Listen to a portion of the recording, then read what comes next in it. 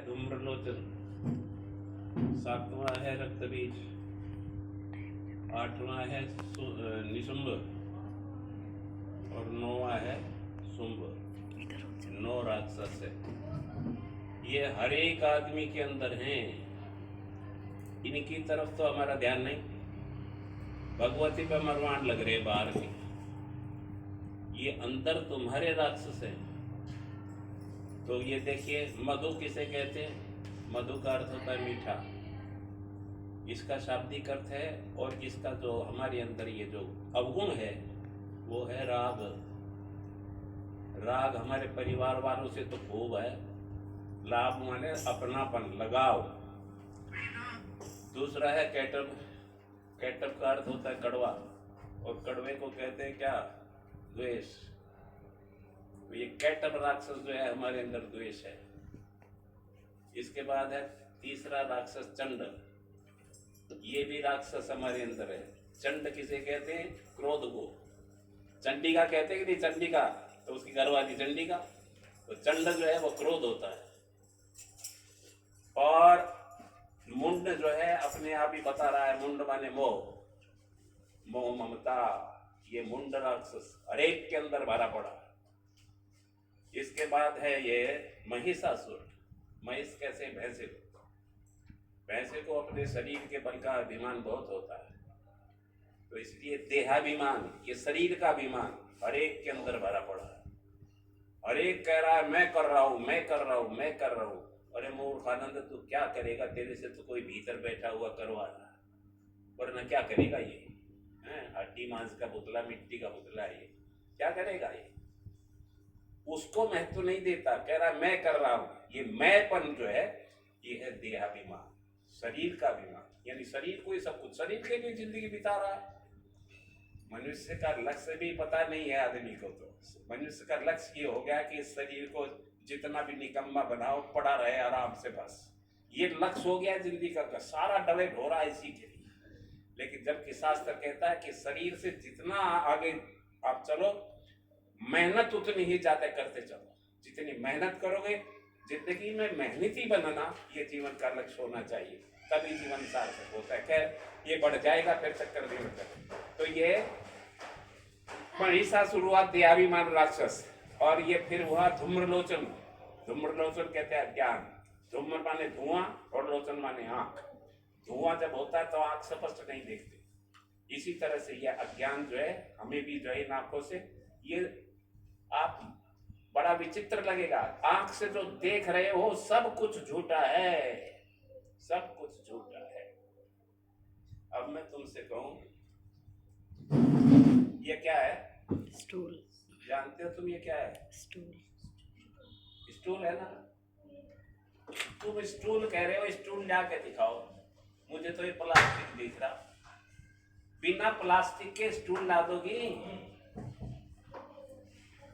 बस इसी का नाम है धूम्रलोचन अज्ञान। ये दुनिया जो दिख रही है ना तुम्हें, वो असल में वो है नहीं। ये सब भगवान का रूप है। ये जैसे से मैंने उदाहरण आपको दे दिया, हर एक चीज किसी को देख लो। ये स्टील के कितने बर्तन है? तो वो कटोरी गिलास है कि स्टील है? स्टील।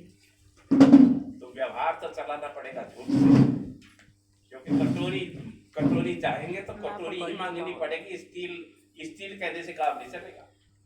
तात्पर्य कहने का इसका नाम है धूम्रलोचन अज्ञान। यानी जो असत्य है उसको तो देख रहा है सच। इस जगत को जो तुम आंखों से देख रहे हो वो बिल्कुल है नहीं। जब इस प्रकार की ज्ञान हो जाता है तब जाकर के पता लगता है कि तो सब खेल था, जैसे सपने में था, या टीवी के इसमें सिनेमा के पर्दे में देखते हो, चलते फिरते तो वे भी दिखाई देते, लेकिन वो सच्चे नहीं होते। खैर, अब ये अज्ञान हो गया, इस धूम्रलोचन हो गया अज्ञान। इसके बाद है रक्तबीज। 7वां राक्षस रक्तबीज होता है। ये लोभ। जितना आता जाएगा उतना ही बढ़ता जाएगा। ये है लोभ, रक्तबीज राक्षस। इसके बाद है निशुंभ। निशुंभ है काम, काम वासना। काम वासना केवल स्त्री पुरुष के अर्थ में मत लेना। काम वासना का मतलब है इच्छाएं, सब प्रकार की इच्छाएं। ये काम, इसी के कारण आदमी दुखी है। अब इच्छाओं को जो है इसमें लगा रहता है, कभी पूरी होती नहीं, काम वासना।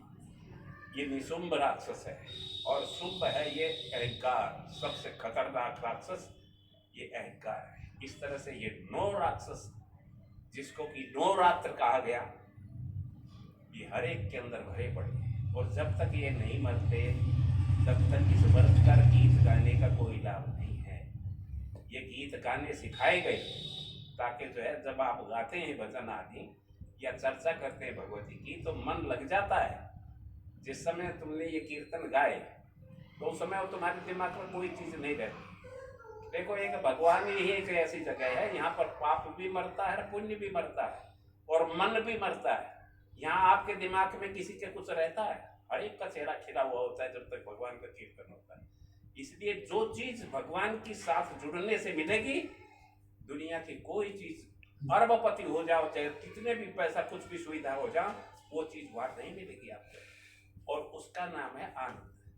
केवल आनंद भगवान के भजन में ही मिल सकता है। तो ये काम, ये 9 देख लिया आपने, ये सारे के सारे हमारे भीतर जो ये शक्ति दे रही है, इसको आत्मा कहते हैं। यही वो दुर्गा है, बाहर कुछ नहीं है। ये दुर्गा जब तक इसको नहीं जगाओगे, ये सोई पड़ी है। क्यों? ये सारे राक्षस चारों तरफ भीतर घेरे बैठे इसको। तो जब तक इन राक्षसों को मरवाना है तो उस दुर्गा को शक्ति देनी पड़ेगी, शक्तिशाली बनानी पड़ेगी। और शक्तिशाली बनाने का तरीका है, 9 इंद्रियां हमारे अंदर ये हैं। इन इंद्रियों को स्वाद देना बंद करोगे ना, तो वो दुर्गा जो है फिर शक्तिशाली होती है। ये सारे राक्षस मर जाते हैं। अब ये 9 जो इंद्रियां हैं, वैसे 11 इंद्रियां हैं हमारे शरीर में। 5 कर्मेंद्रियां हैं, ये आंख, नाक, मुंह, खाल, और ये 5 कर्मेंद्रियां हैं, हाथ, पैर, मलमूत्र की इंद्रियां और जीभ। तो ये 11 इंद्रियां हैं। मलमूत्र की इंद्रियों को छोड़ के 9 की 9 इंद्रियों को, इनके स्वाद को नहीं तो कम से कम 9 दिन तो जो है वे अंदर के राक्षस मरेंगे, और वो दुर्गा की शक्ति आपको अनुभव होगी। अब इन इंद्रियों को स्वाद क्या देते हैं?